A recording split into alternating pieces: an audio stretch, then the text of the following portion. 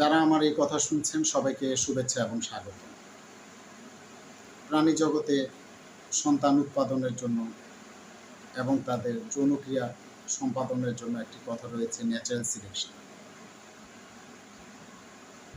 মানুষ ছাড়া অন্য প্রাণীদের জন্য সেটা প্রযোজ্য। সেটা সিংহ হতে পারে, সেটা হাতি শিল জাতীয় হতে পারে, মৌমাছি হতে পারে, বিভিন্ন প্রাণীদের মধ্যে।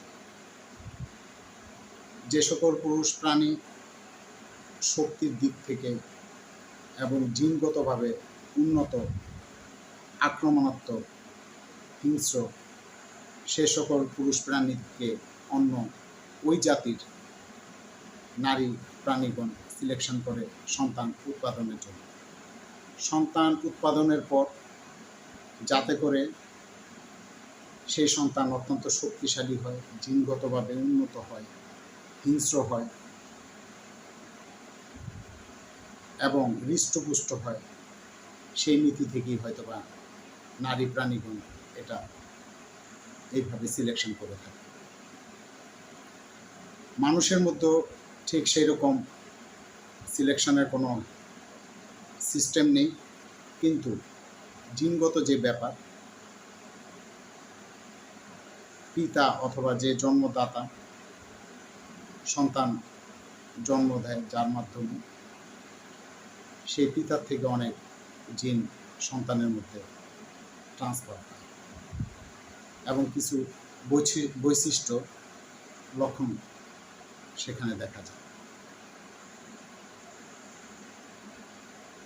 তো প্রাণীকুলের মধ্যে অনেক রহস্য রয়েছে, এটার মধ্যে একটা অন্যতম, পিতার অনেক বৈশিষ্ট্যই সন্তানের মধ্যে দেখা যায়। বর্তমানে একটা নতুন বিষয় এবং লক্ষ্য করা যাচ্ছে, সেটা হচ্ছে যে উপদেষ্টাগণ কয়েকজন এবং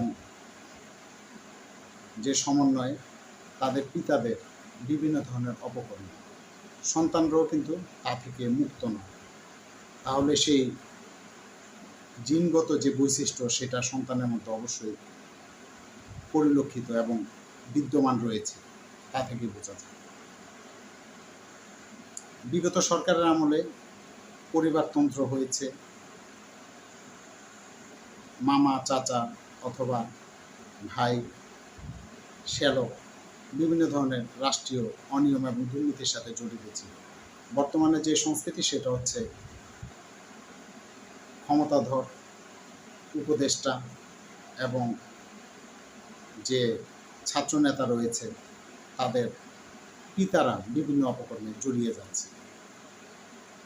যাক, এখন মেন প্রসঙ্গে আসি, সেটা হচ্ছে যে 1 বছর হয়ে গেল গণ অভ্যুত্থান সংগঠিত হল। 1 বছর পূর্তি উপলক্ষে যেরকম ভাব গাম্ভীর্যের মাধ্যমে, শ্রদ্ধার মাধ্যমে এবং আত্মতুষ্টির মাধ্যমে এই গণ অভ্যুত্থান সংগঠিত হওয়ার 1 বছর পূর্তি পালন করার কথা রাষ্ট্রীয়ভাবে এবং সাধারণ ছাত্র ছাত্রী, নারী, শ্রমিক সেভাবে পালিত হচ্ছে না আমার দৃষ্টিতে, আমি যা দেখছি। 1 বছরের মধ্যে এই রং ফিকে হয়ে যাওয়ার কারণ কি?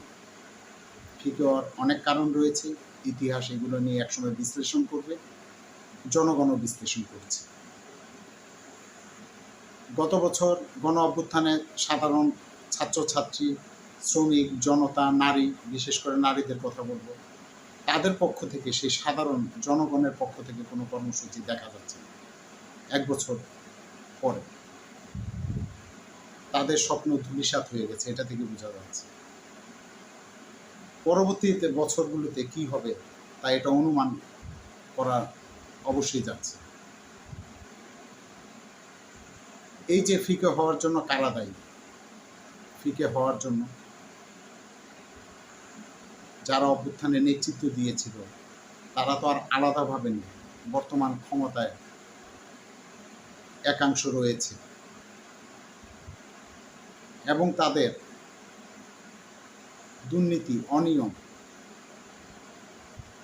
বিভিন্ন অনৈতিক কার্যকলাপের জন্য জনগণ সেই অভ্যুত্থানকে এখন আর মনে করতে চায় না, মনে রাখতে চায় না। তো এই যে বিপ্লবীরা এবং বিপ্লবীদের সাথে যারা ছিল, তারা 1 বছর পর যে উধাও হয়ে গেল, এটা দায়িত্ব কে নিবে? এত ত্যাগ, এত রক্তের বিনিময়, এত কিছু হারানোর পরও সে অভ্যুত্থানের যে লক্ষ্য, সেটা চ্যুত হয়ে গেছে। আগে 400 কোটি 500 কোটি টাকা দুর্নীতি করতে 15 বছর সময় লাগতো, এখন সেটা 3-4 মাসেই সম্ভব। সব কিছুর গতি, স্পিড এত দ্রুত হচ্ছে যে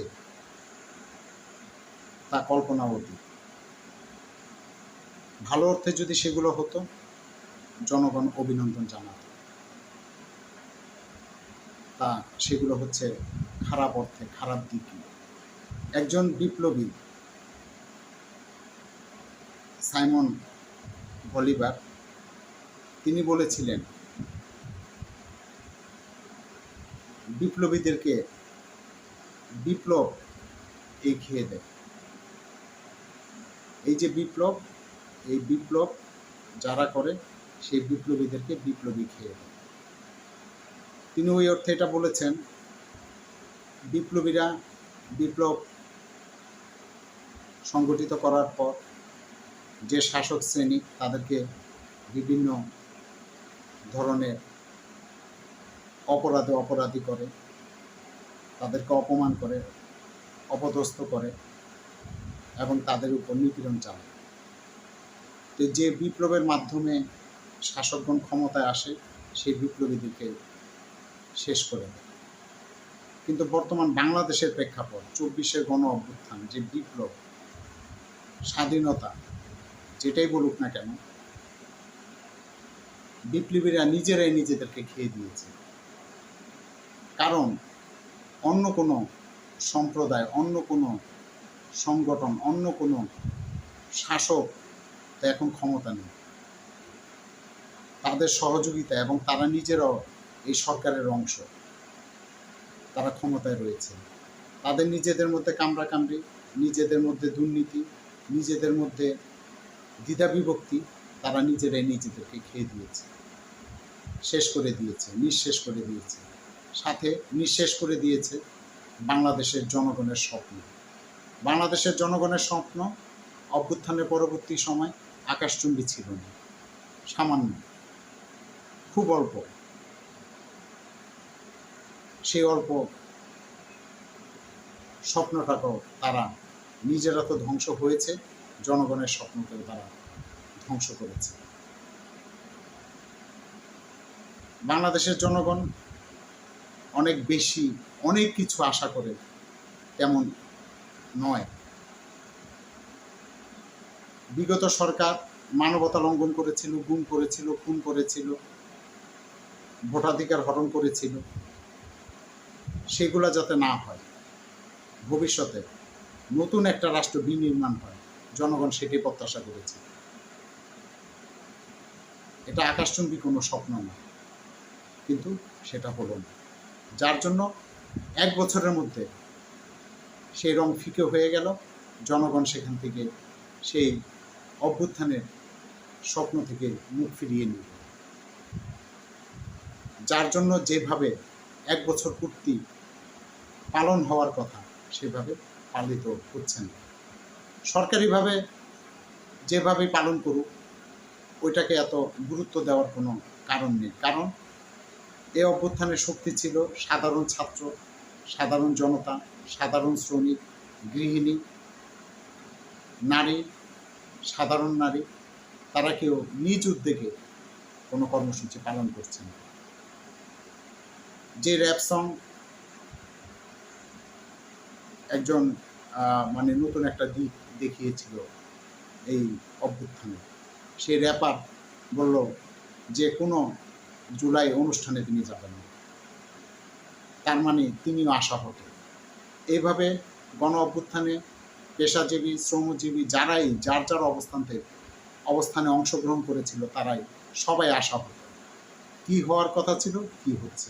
এদিক থেকে বর্তমান যে তত্ত্বাবধায়ক সরকার রয়েছে এবং তার যে পরিষদ রয়েছে তারাই অনেকাংশেই দায়ী। সাথে ছাত্র যারা নেতৃত্ব দিয়েছে এবং যারা এখন লুটেরাদের সাথে সম্পৃক্ত তারাও দেয়। যা হোক, এখন কথা হচ্ছে যে ইতিহাসের নিয়মে চলবে।